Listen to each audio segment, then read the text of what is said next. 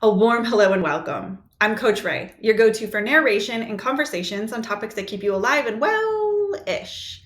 Follow me for practical tips, expert insight, and motivational stories to help you build a better life. Thank you for joining me today. I'll be sharing the article that I wrote titled Wellish Enough to Reflect, A Tale of Colds and Clarity. Now, I just celebrated another beautiful birthday, and the universe, in its infinite wisdom, gifted me a cold. Or the flu, or both, I don't know. Either way, somewhere between the tissues and tea, I had the realization that we don't truly appreciate our health until it's not there. So get comfortable, and let's dive into what sickness can teach us about truly living.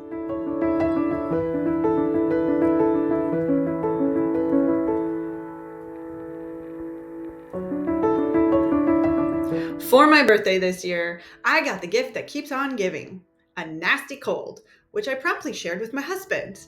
Nothing says I love you like sneezing in close quarters, right? As I lay on the couch, surrounded by tissues and regret, I was reminded of something important. We seem to only truly appreciate our health when we aren't healthy.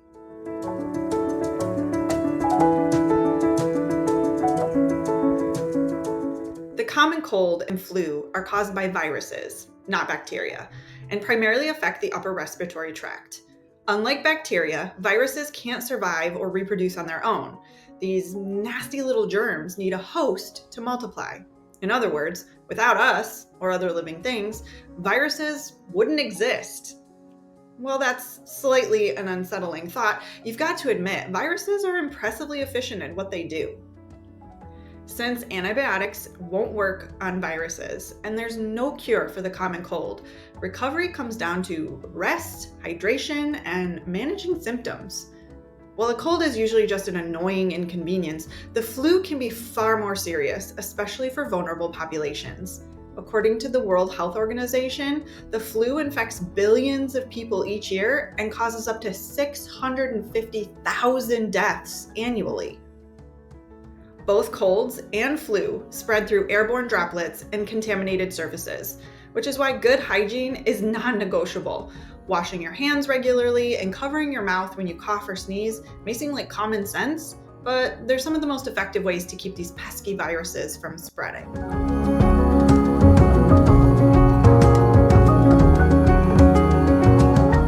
Now, back to my recent experience with illness. It was an uninvited reminder that sometimes we need to slow down, whether we like it or not. And while being stuck on the couch, wrapped in a blanket and self-pity isn't exactly my idea of a fun birthday, it did give me time to reflect. Illness, whether it's a simple cold or a serious diagnosis, can be an unexpected invitation to slow down and show yourself some kindness. When, not if, since no one is completely immune, we find ourselves under the weather, consider trying these tips. Mindful rest and journaling. Instead of just waiting to feel better, enjoy a good book, soothing music, or meditation. Being unwell can also bring clarity on what's truly important. Try jotting down your thoughts, gratitude, or reflections.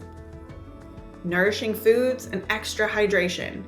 Warm, comforting meals and plenty of fluids like tea, broth, or electrolytes can help your body heal. Connection and laughter. A quick call or a message to a loved one can lift your spirits. A funny show, podcast, or book can also work wonders to ease stress and boost your mood. Gentle movement and fresh air. If you're up for it, light stretching or yoga can help circulation. Even a few minutes of fresh air and sunlight can recharge your energy. And finally, giving yourself a break. Rest without guilt. Your only job when you're sick is to heal, and that's enough.